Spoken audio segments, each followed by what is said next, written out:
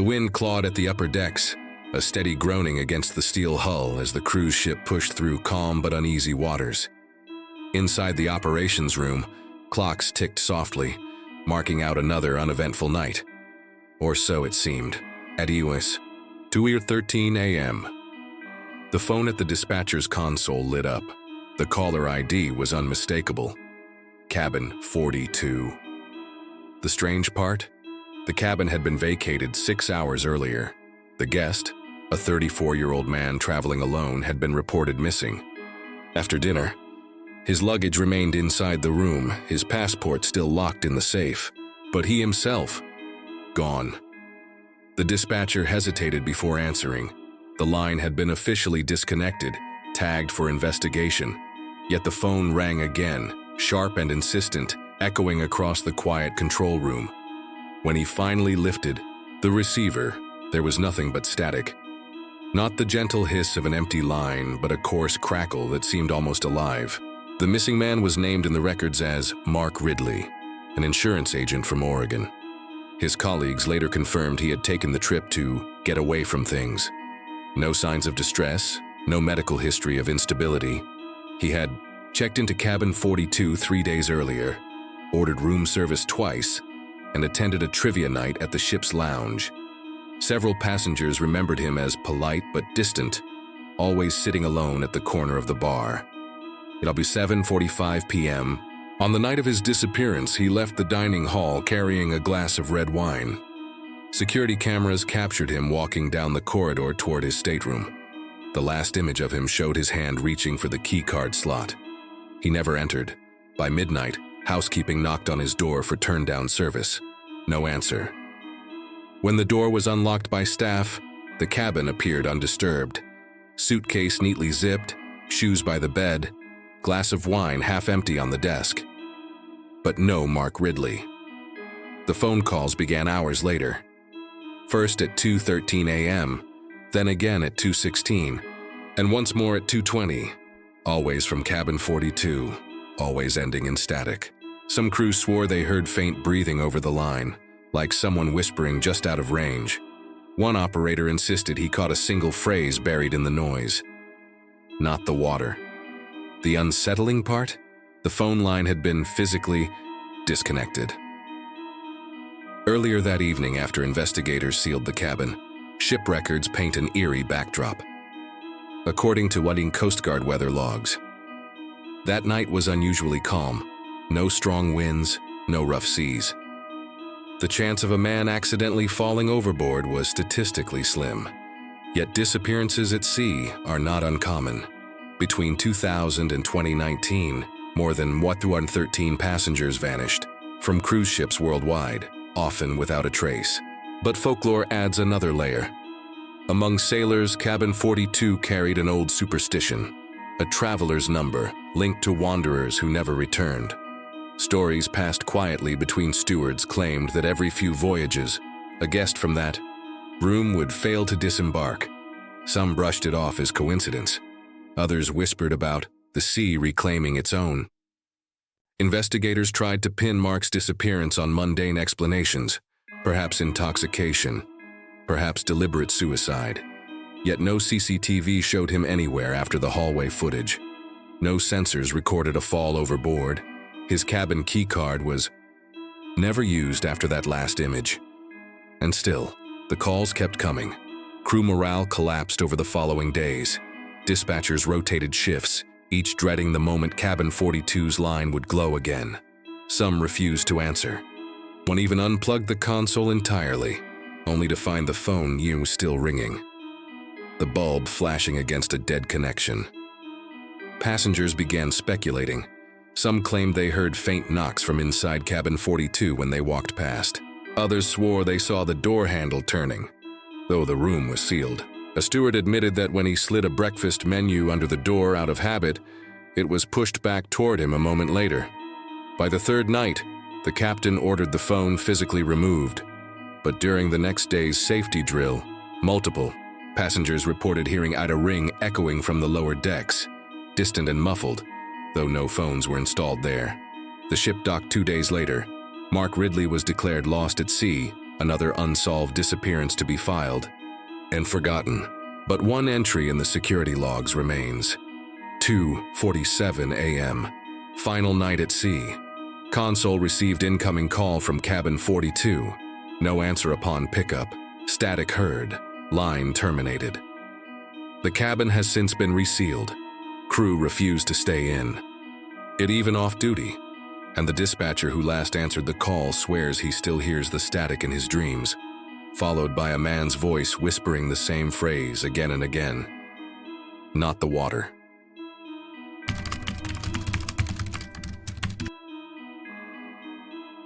The sea that night was unnervingly calm, the kind of stillness sailors described as a bad omen.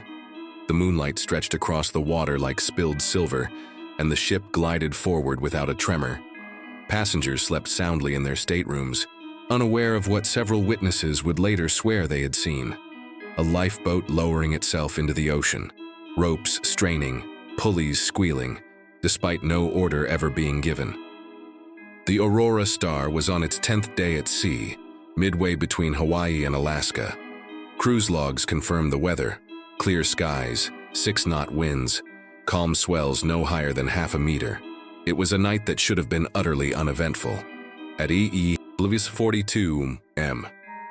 Two passengers returning from the piano lounge stepped out onto the starboard deck for fresh air. Both testified later that they heard the distinct creak of cables under strain. Looking up, they saw the outline of the lifeboat. Julius descending steadily into the water, its ropes unspooling without pause. One of them shouted for help. Within minutes, a steward and security guard rushed onto the deck. They too witnessed the lifeboat already touching the waves, bobbing gently against the hull. But when a spotlight was aimed downward, the boat was completely empty. Procedures on cruise ships are strict. Lifeboats cannot lower on their own. They require multiple manual releases, safety pins disengaged, and a crank handle operated by at least 2 trained crew members. Logs showed no drills, no orders, no emergencies. Yet the davit arms and pulleys still swayed as if freshly used. The security guard insisted he heard the sound of footsteps retreating just before he arrived, though no one was visible. The lifeboat was reeled back up at 12:30 a.m. Crew inspected it carefully. Straps intact, no damage, no sign of tampering. But they did find something unusual. A single wet footprint inside the boat. It was small, barefoot, and led nowhere. The Coast Guard later filed a report.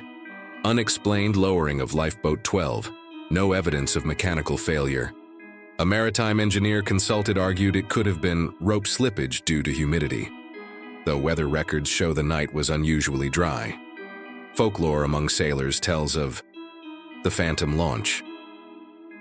Superstitions claim that when a passenger is destined to vanish, a lifeboat lowers itself in anticipation. Some call it the ocean's carriage, a vessel ready to claim the living for the deep. Skeptics dismissed the idea. They claimed it was human error, a prank, or false perception. But records show all crew were accounted for at the time, with no one near Lifeboat 12.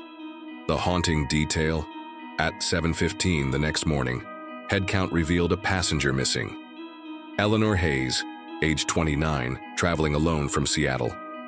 Her cabin was empty, belongings untouched. Security cameras last saw her walking onto Deck 7, toward the very railing where Lifeboat 12 had descended. She never returned. Whispers spread quickly through the ship. Passengers avoided the starboard deck after dark. Some swore they saw the lifeboat rope swaying lightly even when the sea was still. One woman claimed she heard just the faint sound of someone crying down below her window at night, as though drifting on the waves. Crew morale sank. The steward who helped haul the boat back up resigned at the next port, telling friends he dreamed nightly of ropes tightening around his wrists. The security guard filed 3 separate reports, all rejected as inconclusive. The missing woman's family demanded answers, but investigators found none. No CCTV showed her falling. No alarms were triggered, no witnesses beyond the lowering lifeboat. The ship eventually replaced Lifeboat 12, but crew say the new one still groans at night, as if its ropes are being tugged by invisible hands.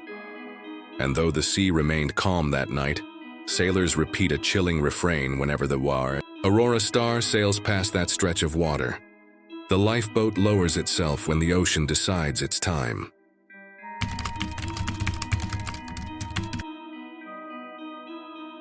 The dining hall of the Aurora Star was a stage of elegance that night. Soft golden chandeliers swayed slightly with the motion of the ship, their light spilling across rows of white tablecloths and polished silverware. A pianist in the corner played a slow, graceful melody, his notes weaving through the soft hum of conversation. It was the sort of evening meant to feel timeless, calm, refined, and uneventful. But one waiter never returned from his shift. His name was David Leone, 28 years old, a quiet man who had worked with the cruise line for nearly 5 years. Colleagues described him as punctual, polite, and unremarkable. The kind of worker you never noticed because he never gave you reason to, one supervisor later said. Records show he signed into duty at 7 p.m. sharp, collected a tray of wine, and began his routine. He was assigned to the starboard section of the dining hall, near the tall glass windows that looked out across the ocean. Dozens of passengers saw him moving gracefully between tables, jotting down orders, offering polite smiles. Nothing unusual at all. At 8:47 p.m., David approached a family of 4 seated near the windows. Surveillance footage shows him leaning forward slightly to confirm their meal choices. His mouth opened, his hand gestured slightly, and then he froze. The recording shows his face turning subtly towards something behind the family. His eyes locked on an empty corner of the dining hall. The tray in his hand dipped slightly, but he caught it before it fell.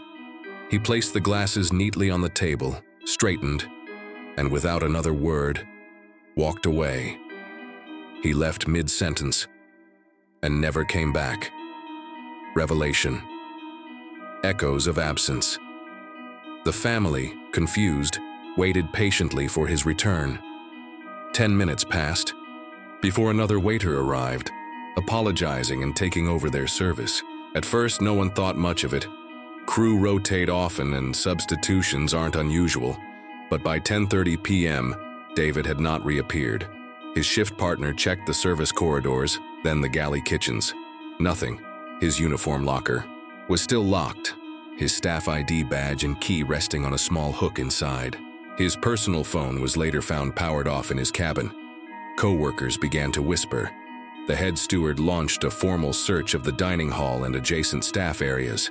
Still, nothing. David Leone had vanished in plain sight, in a crowded room with over 100 witnesses, without a single person seeing him leave. The Coast Guard report later listed him as missing, presumed overboard, though no CCTV cameras ever captured him near the ship's outer decks. Maritime statistics note that between 2000 and 2019, over 300 cruise ship employees and passengers went missing, many unexplained. But among longtime staff, darker stories surfaced. Some whispered about the phantom section of the dining hall, the starboard side where moonlight spilled across the windows. They claimed that once every few voyages, a server from that section would vanish without trace, as though called away mid-shift. Others dismissed it.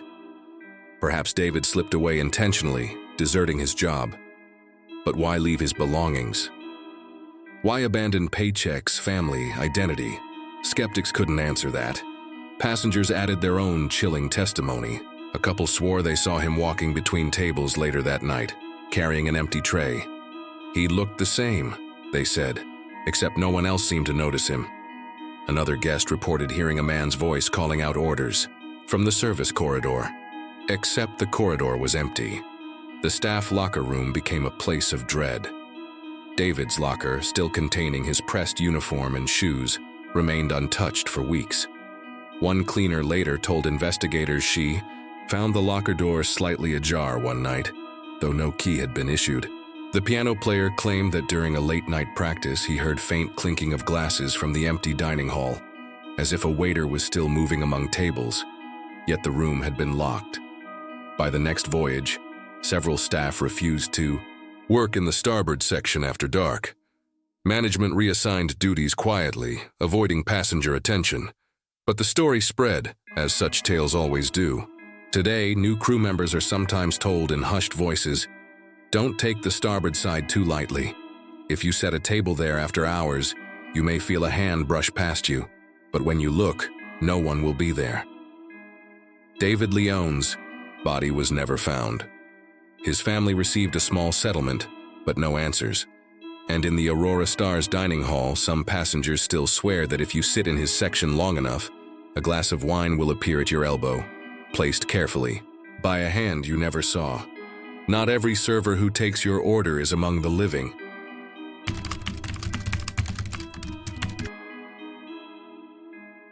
The corridor outside, Cabin 6 BCU, was unremarkable at first glance. Another narrow hallway lined with identical doors, each one leading to a stateroom filled with laughter, snoring, or silence. But among the crew of the Aurora Star, Cabin 6B became a place no one wanted to linger near for long, because the guest registered to that cabin was never seen again. Passenger logs show that a woman named Marta Green, 41 years old, boarded the ship in Seattle.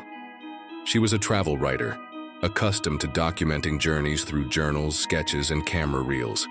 Her luggage was delivered to Cabin 6B on the first day of the voyage, at 4:22 p.m. Her keycard was used once to unlock the cabin door. That would be the only time it was ever swiped. Dinner service came and went. Passengers in nearby cabins later told investigators they never once saw Marta enter or exit her room. No one sat at her assigned dining table. And when the steward knocked at her door for turn-down service, there was no answer. By morning, concerns grew. The steward opened Cabin 6B with his master key and found Marta's luggage neatly placed on the bed, her shoes aligned beneath the desk. The safe still held her passport and wallet, but the room looked as though no one had slept in it. The unsettling part came later, when security reviewed hallway footage. Marta was never seen walking to her cabin. There was no record of her boarding the elevator to Deck 6, and yet her keycard had opened the door. The question hung in the air. How had her luggage been delivered? Who placed it there? And why had no one seen her again? Cruise ship disappearances are rare, but not unheard of.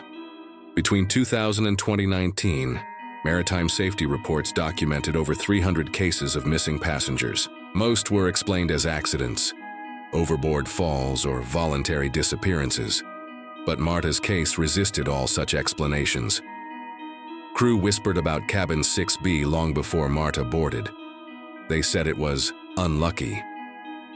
Twice before, guests assigned there had requested transfers after only one night, citing strange sounds in the dark, knocking beneath the floorboards, faint whispers near the bathroom mirror.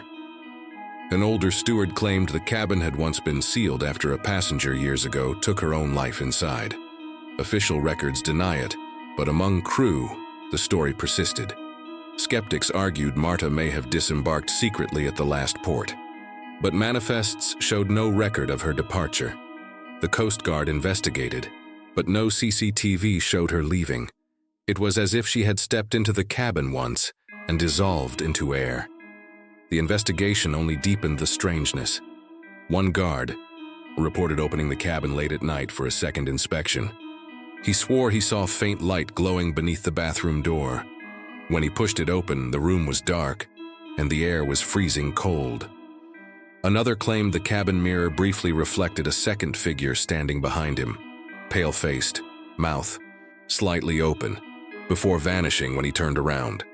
Passengers whispered of hearing a keycard swipe in the middle of the night, followed by a door latch clicking, though Cabin 6B remained sealed and locked.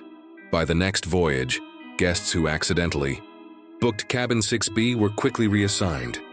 The cabin itself was later closed off, its number removed from the corridor. But among staff, they still know exactly which one it is. The door that doesn't open, taped shut at the edges, as if holding something inside. Marta Green's family never received closure. Her notebooks and camera were missing from her luggage, leaving no final words. no hint of her last moments. Today, crew avoid the starboard corridor where 6B waits in silence. Some say the brass handle still bears a faint handprint that won't polish away, no matter how often it's cleaned. And late at night, when the ship rocks gently in open waters, staff swear they can hear a faint knocking from inside the sealed room. 3 sharp raps, followed by a woman's voice asking softly, "Is it time to leave?" Cabin 6B remains closed, but some doors don't stay locked forever.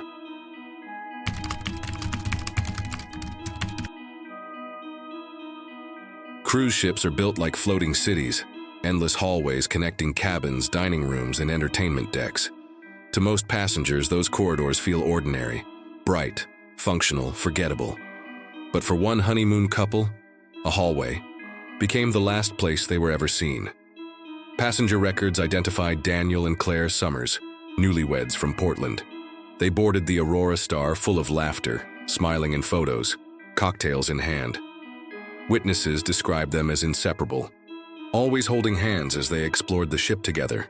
On the 3rd night of the voyage, after a late show in the theater, Daniel and Claire were captured on CCTV entering the starboard corridor leading to their stateroom. Daniel carried his jacket over one shoulder. Claire held a small clutch purse. The footage shows them walking casually arm in arm. They never made it to their cabin. At 11:36 p.m., cameras recorded them stepping into the hallway. By 11:38 p.m., a steward passing their cabin knocked to deliver champagne, but found the door unanswered. Inside, the room remained untouched. Bed still made, lights off, luggage undisturbed. The disturbing detail? CCTV cameras placed at the far end of the hallway showed no one exiting. It was as though Daniel and Claire had simply dissolved inside the corridor. Investigators combed the footage again and again. The couple entered the hallway. Their footsteps echoed faintly in the audio. But frames after 11 hours, 36 minutes, and 45 seconds began to distort. The corridor lights flickered unnaturally on tape. Shadows lengthened. When the image cleared, Daniel and Claire were gone. Crew members recalled old superstitions, that certain ship corridors were bad passageways, stretches of architecture, where spirits wandered. Some compared it to the Bermuda Triangle, but within steel walls.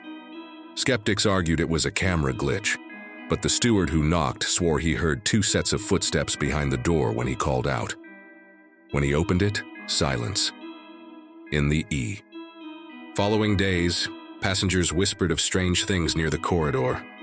A woman claimed she walked down the hallway alone and felt someone brush her shoulder, though no one was there. Another reported hearing faint laughter behind her, echoing just out of sight. Staff avoided the starboard passage after midnight. They insisted the air grew colder there, and some swore the lights buzzed louder than anywhere else on the ship. Weeks later, a replacement steward found Claire's clutch purse lying in the hallway near the wall, though security logs showed no one had been there since the disappearance. Inside was her lipstick and a folded note reading only, "We are not alone." Daniel and Claire were never found. The ship's official report listed them as missing, presumed overboard, though the cameras insisted otherwise. Today, that section of the Aurora Star remains a place of whispered warnings. Passengers who pass through late at night say it feels longer than it should, stretching endlessly. Some who dare to walk it alone claim they hear faint footsteps beside their own, matching step for step, until the corridor ends. But when they turn to look, there is never anyone there. Some hallways lead you home, others never let you leave.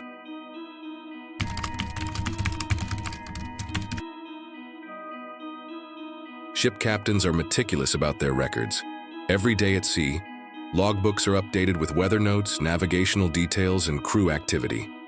They're supposed to be the most reliable documents on a ship, facts on paper, immune to rumor or superstition. But sometimes, even a logbook tells a story it was never meant to. The * Aurora Star's captain, * Jonathan Reed * was known for his precision. His entries were neat, consistent, dated, and timed down to the minute. Crew members said he could recall wind speeds and coordinates from memory, even weeks later. On the 5th night of the voyage, as the ship sailed north past Juneau, Reed made a standard entry. Seas calm, 10 knots. Passenger head count confirmed. No incidents. He closed the book at **9, 5 p.m. and retired to his quarters. Except that the next morning, when the first mate checked the log, a new entry was already waiting. The page following Reed's neat handwriting carried another line, written in the same style, the same pen. Passenger 314, missing. Cabin inspection required. ***. The entry was dated ***, 2 days ahead. ***, the first mate showed the captain. Immediately. Reed, visibly unsettled, swore he hadn't written it. Yet the ink was identical, the handwriting indistinguishable. More chilling when the head count was performed later that evening. All passengers were accounted for. 2 days later, passenger 314, ***, a man named Walter Hughes, 56, traveling alone, vanished. From his cabin, his luggage remained. His shoes were neatly placed by the bed, but he himself was gone. The crew tried to rationalize it. Could Reed have written the note in his sleep? Experts confirmed the handwriting matched perfectly, but sleepwalking entries seemed far-fetched. An older officer whispered of sailor folklore. Some captains were said to be vessels of foresight, cursed to record tragedies before they occurred. In the 1800s, there were legends of ships whose logbooks wrote themselves, predicting deaths, storms, or disappearances no one could prevent. Skeptics argued it was a prank by a crew member, but no one admitted it, and no other officer could mimic Reed's handwriting so flawlessly. After Hughes's disappearance, Reed stopped keeping the logbook himself. He asked his first mate to handle it, afraid of what might appear in his own hand. But the phenomenon continued. Twice more entries appeared, each foretelling a missing passenger. Each one came true. Crew morale deteriorated. Some refused to read the logbook at all. Others insisted the book carried its own curse, an object that demanded tragedy. A steward claimed he saw the ink appear one night, letter by letter, as though invisible fingers pressed the pen across the page. By the end of the voyage, Reed sealed the logbook and handed it over to maritime authorities. Their report described it blandly as anomalous entries of unexplained origin. But among crew, the log was called something else. Asterisk, the captain's phantom entry. Asterisk, Captain Reed never sailed again. Retiring quietly, he told interviewers only one thing. I was supposed to be the master of the ship, but the logbook already knew more than I did. Asterisk, the log itself was never returned.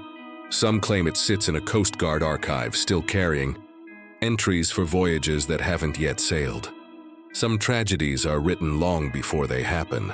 Asterisk.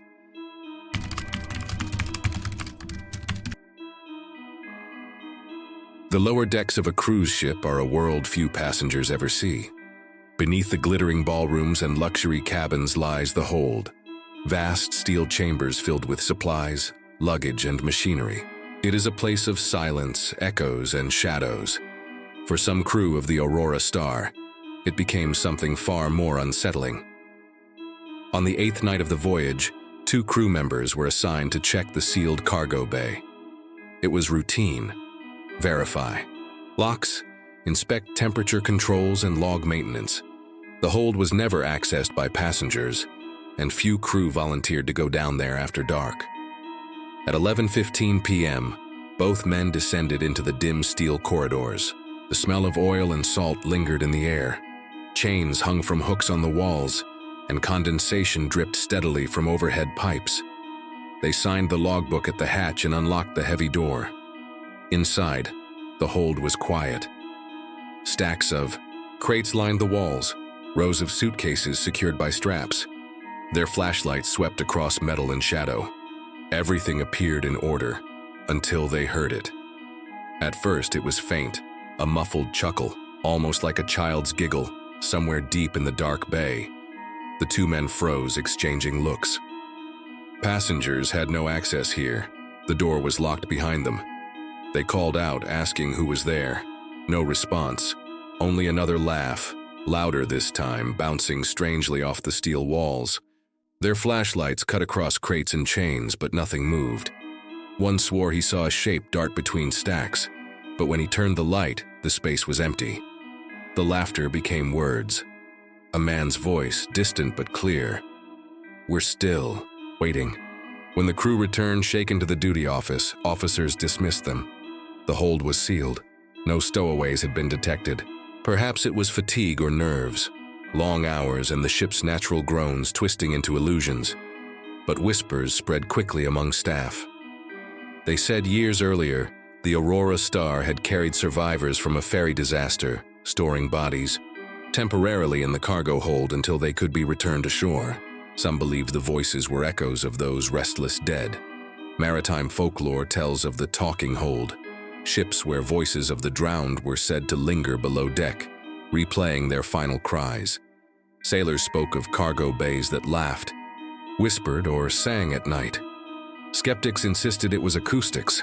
The steel walls amplified and warped sounds, creating illusions of speech. But the two men swore they recognized the laugh. It matched a missing passenger reported just days earlier. More incidents followed. A steward claimed she heard sobbing when she walked past the cargo hatch. Another worker reported hearing someone whisper his name inside the storage bay, though he was alone. One night, a mechanic entered the hold to inspect equipment. He never returned. His flashlight was found on the floor, beam still glowing across a wall smeared with a damp handprint. Crew morale plummeted. Few dared approach the lower decks after dark. Security doubled patrols, but the voices continued, sometimes laughing, sometimes crying, sometimes calling names of passengers still aboard. By the end of the voyage, the cargo bay was sealed permanently, marked restricted. Supplies were rerouted elsewhere. Official records listed the missing mechanic as presumed overboard, though those who knew the truth whispered otherwise. Today, crews say if you walk near the sealed hatch at night, you can still hear muffled sounds inside. A laugh, a sob, or a man's voice whispering in the dark. We're still waiting. Some cargo is never unloaded.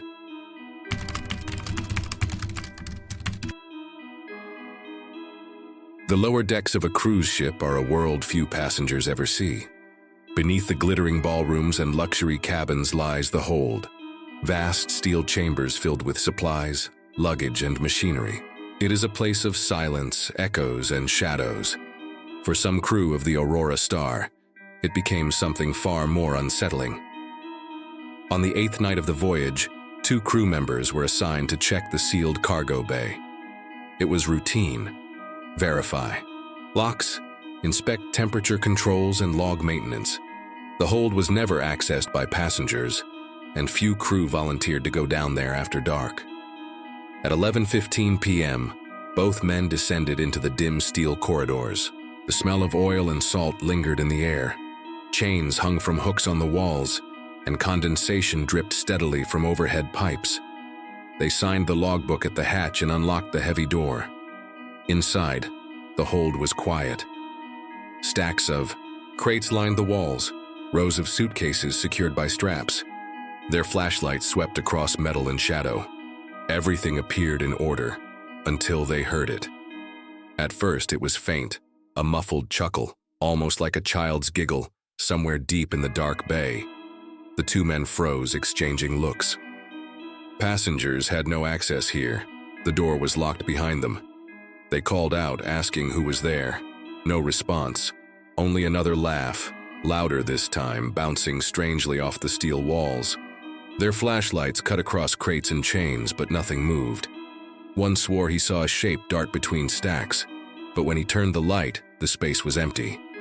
The laughter became words. A man's voice, distant but clear. We're still waiting. When the crew returned, shaken to the duty office, officers dismissed them. The hold was sealed. No stowaways had been detected. Perhaps it was fatigue or nerves, long hours and the ship's natural groans twisting into illusions. But whispers spread quickly among staff. They said years earlier, the Aurora Star had carried survivors from a ferry disaster, storing bodies temporarily in the cargo hold until they could be returned ashore. Some believed the voices were echoes of those restless dead. Maritime folklore tells of the talking hold, ships where voices of the drowned were said to linger below deck, replaying their final cries. Sailors spoke of cargo bays that laughed, whispered, or sang at night. Skeptics insisted it was acoustics. The steel walls amplified and warped sounds, creating illusions of speech. But the two men swore they recognized the laugh. It matched a missing passenger reported just days earlier. More incidents followed. A steward claimed she heard sobbing when she walked past the cargo hatch. Another worker reported hearing someone whisper his name inside the storage bay, though he was alone. One night, a mechanic entered the hold to inspect equipment. He never returned. His flashlight was found on the floor, beams still glowing across a wall smeared with a damp handprint. Crew morale plummeted. Few dared approach the lower decks after dark. Security doubled patrols, but the voices continued, sometimes laughing, sometimes crying, sometimes calling names of passengers still aboard. By the end of the voyage, the cargo bay was sealed permanently, marked restricted. Supplies were rerouted elsewhere. Official records listed the missing mechanic as presumed overboard, though those who knew the truth whispered otherwise. Today, crews say if you walk near the sealed hatch at night, you can still hear muffled sounds inside. A laugh, a sob, or a man's voice whispering in the dark. We're still waiting. Some cargo is never unloaded.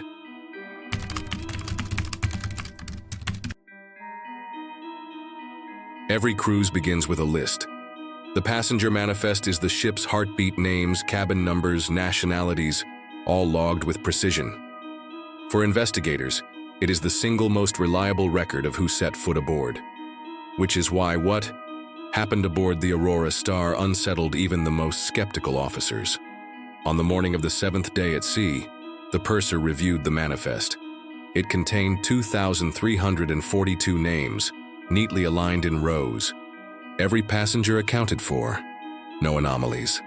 That evening, passengers attended a formal gala dinner. The dining hall glowed with chandeliers, laughter echoed across polished marble floors, and glasses clinked in celebration. Among them was Caroline Morton, a 33-year-old schoolteacher from Denver, traveling alone. She was seated with a group of strangers, chatting lightly, raising her glass. Witnesses confirmed she left the dining hall just before midnight, returning toward her cabin. The next morning, when the manifest was reviewed again, Caroline's name was gone. Not crossed out, not erased, gone. The rows had shifted upward, as though her entry had never existed. Her cabin was now listed as vacant. The steward sent to check her room found her luggage still neatly arranged. Clothes folded, shoes under the bed, but the bed itself untouched, and no sign Caroline had returned. Security reviewed footage. No cameras showed her disembarking at any port. No cameras showed her leaving her deck. It was as though her presence had been deleted not just from the ship, but from its records. Investigators later examined the manifest software. No signs of tampering, no errors logged. IT officers insisted it was impossible to delete a passenger without multiple authorizations. And yet Caroline's name was missing, cleanly as though she had never existed. Folklore among sailors speaks of the erased voyager, those who travel aboard ships but are never meant to arrive. Legends say the sea reclaims them by striking their names from the rolls, leaving only their belongings behind. Skeptics argued it was a clerical error. But how could an error explain the fact that Caroline had been photographed at the gala, holding her glass under golden light? The photographs themselves still existed, yet the records said she had never boarded. Crew grew anxious. Some whispered that others would vanish next. The purser swore he saw faint flickers on his screen late at night, names blinking as though deciding whether to remain or disappear. Passengers, too, grew uneasy. One man claimed his wife's name briefly vanished from their printed itinerary, before reappearing minutes later. Another said the dining staff refused to serve him one night, insisting his table was marked unassigned. Caroline Morton's family later demanded answers, but her ticketing company had no record of her booking. Her passport had no stamp from embarkation. On paper, she had never been aboard. Today, crew whisper of the manifest with unease. Some refuse to look at it after dark. They say names still shift, rows collapsing, passengers erased in silence, and sometimes, when the purser scrolls too quickly, he swears he glimpses names that don't belong at all written faintly, like ghosts. Some journeys never end because on paper they never began.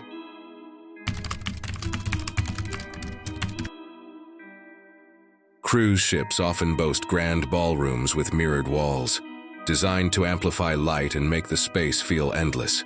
But sometimes, mirrors reflect more than they should. On the 10th evening of the Aurora Star's voyage, a family with 2 young children wandered into the ballroom after dinner. The chandeliers glittered overhead, music from the lounge filtered softly through the walls, and the mirrors lining the room threw back their reflections in fractured symmetry. The children, Ethan, age 7, and his sister Lily, 9, laughed as they chased each other across the polished floor. Their parents sat near the edge of the room, chatting quietly, occasionally glancing at the kids as they darted past. Everything appeared ordinary, until Ethan stopped in front of one mirror. Witnesses later said the boy froze, staring. When his parents joined him, they too noticed it. Ethan's reflection wasn't moving in time. While he stood still, the reflection twitched its head, a second too late. When he raised his hand, the mirror copy hesitated, then grinned faintly, though Ethan himself did not. Lily, standing nearby, began to cry. She swore she saw her brother's reflection whispering something silently, though Ethan's lips were closed. Moments later, Ethan turned toward his parents. In the mirror, his reflection stayed behind, smiling with teeth too sharp. Security. Footage confirmed the family entering the ballroom, but the moment they approached the mirrors, the video distorted. Static rolled across the screen. No usable images were captured of what the family claimed. Folklore among sailors speaks of the double, a shadow self that emerges in polished surfaces at sea. Some believe mirrors aboard ships act as portals, gateways through which the drowned peer back into the living world. Others claim mirrors hold the souls of those who vanish, replaying their likeness in broken ways. Skeptics dismissed it as childish imagination, combined with the ballroom's poor lighting. Mirrors can create delayed reflections if warped. But the mother swore what she saw couldn't be explained, her son's mirrored face mouthing the words, "Stay with me." At 9:42 p.m., panic erupted. Lily screamed that Ethan had vanished. Parents turned, and indeed the boy was gone. His shoes remained on the ballroom floor, placed neatly as though he had stepped out of them. The mirrors still reflected him, a child in a blue sweater staring calmly back at his family from the glass. Witnesses reported his reflection turned, walked deeper into the mirrored wall, and dissolved into darkness. Crew locked down the ballroom immediately, but searches turned up nothing. Ethan was not in the hallways, cabins, or decks. His name remained on the manifest, but he was gone. That night, Lily refused to sleep. She told officers her brother wasn't lost, only inside. She claimed she could hear his voice calling faintly when she pressed her ear to the mirror in their cabin bathroom. Other passengers began reporting unsettling mirror incidents. One woman swore her reflection blinked a second after she did. Another said she caught her own reflection smiling faintly while she wept. The captain ordered staff to cover the ballroom mirrors with heavy curtains, claiming it was for maintenance. But even with the curtains drawn, crew said they sometimes heard knocking from behind the fabric. 3 faint taps, like knuckles against glass. Ethan's disappearance was never explained. His parents left the ship broken, his sister clutching his abandoned shoes. Investigators found no proof of foul play, no evidence of abduction. Today, the ballroom remains intact, but crew avoid it after hours. They say sometimes, when lights are dim, the mirrors shimmer faintly as though water ripples across them. And occasionally, if you stand alone at just the right angle, you'll see a boy in a blue sweater staring back, not with your movements, but his own. Not every reflection belongs to you.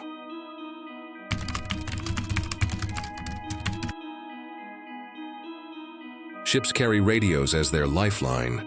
Constant chatter, coordinates, weather, distress calls. Those signals decide who lives and who dies at sea, which is why the night the Aurora star heard its own voice calling for help, panic spread like fire. At 3:11 a.m., the radio operator Dennis Clark sat in the communications room. His job was monotonous: monitor frequencies, log transmissions, ensure lines stayed clear. The room smelled of coffee and dust, lit only by the glow of green consoles. The sea outside was calm, skies cloudless. No storms, no emergencies, just static. Until the distress call came through. The radio crackled suddenly, then steadied into a clear, urgent transmission. Mayday, Mayday, this is the Aurora Star. Repeat, this is the Aurora Star. Passenger missing. Require immediate assistance. Dennis froze. The coordinates given matched their exact position. He double-checked frequencies. Impossible. You cannot receive an SOS from the ship you're on. But the voice was undeniable. Steady, professional, clipped. It was his own captain. Dennis replayed the log. The signal had been recorded, though no one on the bridge had transmitted anything. And most chilling, the timestamp on the recording read 2 hours into the future. Dennis reported to the captain immediately. Reed swore he had issued no call. The communications log was inspected, and yet, the SOS was burned onto tape. Folklore tells of ghost frequencies, maritime legends where ships heard echoes of their own voices, sometimes from the past, sometimes the future. Sailors called them death signals, omens that foretold disaster.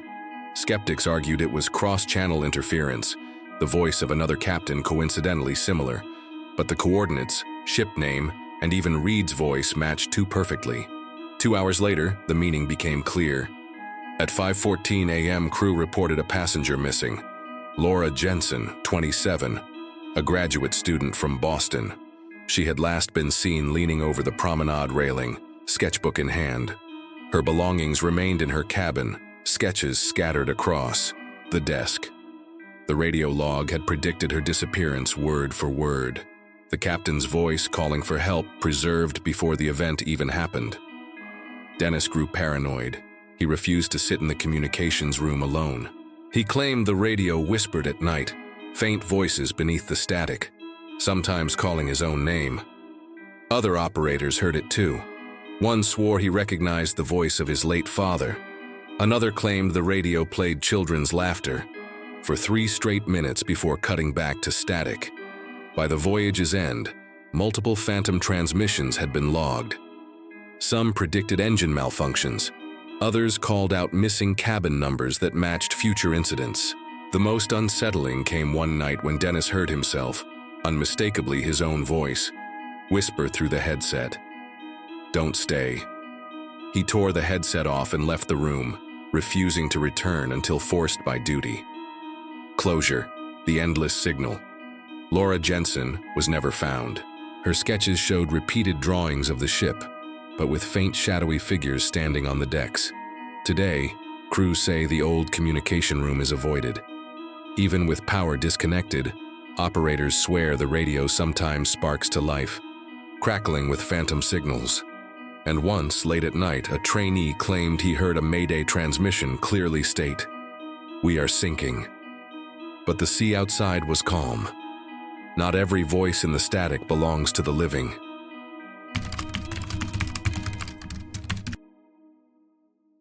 Formal nights on cruise ships are meant to impress. Passengers dressed in gowns and tuxedos, chandeliers lit to their fullest brilliance, champagne glasses catching golden light. The Aurora Star's black tie gala was no exception. But for some, the evening became unforgettable for reasons far darker than glamour. Passengers recalled him clearly. A tall man in a perfectly cut black tuxedo, bow tie neatly fixed, shoes polished to a mirror shine. He stood near the corner of the ballroom, not mingling, not drinking, simply watching. No one remembered him entering. He wasn't seated at any table. When the maitre d' checked guest lists, no such name matched his appearance. Yet dozens swore they saw him. His expression was calm, unreadable. At 8:45 p.m. he raised a glass in silent toast, though no, one had seen him served. Around 9:10 p.m., Music from the orchestra swelled. Couples filled the ballroom floor, gowns sweeping, tuxedos swirling. In the middle of them, witnesses said, the black tie man danced alone. He moved with perfect rhythm, though no partner held his hand. Some described him twirling someone invisible, his arm lifted as if guiding a phantom through steps. Others swore the air beside him shimmered faintly, as though a presence stood just out of sight. When the song ended, everyone clapped. He bowed, slightly to his unseen companion. The applause died quickly. Later, security reviewed footage of the gala. The man appeared on camera, yet only when guests stood near him. In wide shots, he was absent. In close-ups, a tuxedoed figure flickered faintly, face blurred beyond recognition. Folklore among sailors speaks of the eternal passenger, a spirit said to dress as the living do, blending into crowds on formal nights. They appear during galas, masked balls, or dinners, always immaculate, always silent. Sailors claim they are reminders that not every ticket is bought with money. Skeptics argued it was a stowaway in borrowed clothes. But no crew remembered serving him. No bar tabs matched and no cabins linked to his face. His glass, if it existed, was never found. That night, as the gala wound down, 2 passengers failed to return to their cabins. A married couple, Edward and Marissa Crane, were last seen on the dance floor, laughing. Witnesses claimed they danced near the black tie man, circling him with ease. On camera, the Cranes vanish mid-spin. One frame shows them smiling, hands linked. The next, only the tuxedoed man bowing, alone on the empty floor. Their belongings remained untouched. Their names stayed on the manifest. But the Cranes themselves were never seen again. Crew whispered afterward. One waiter claimed he cleared a table late that night and found a champagne glass half full, warm to the touch, though no guest had been seated there. Another swore the ballroom mirrors showed the man standing even when the floor was empty, his bow tie gleaming faintly in candlelight. Passengers insisted the air on formal nights felt colder, as if unseen eyes watched. Some refused to attend galas afterward. Others dressed but avoided the dance floor, unwilling to risk brushing shoulders with someone not alive. To this day, crews say that when the ballroom lights dim and the orchestra tunes, a tall figure sometimes appears at the corner. He lifts a glass, silent, never blinking. And if you dare to join the dance, they whisper, you may not leave with the same partner you arrived with, because the black tie guest always chooses someone. Some invitations never expire.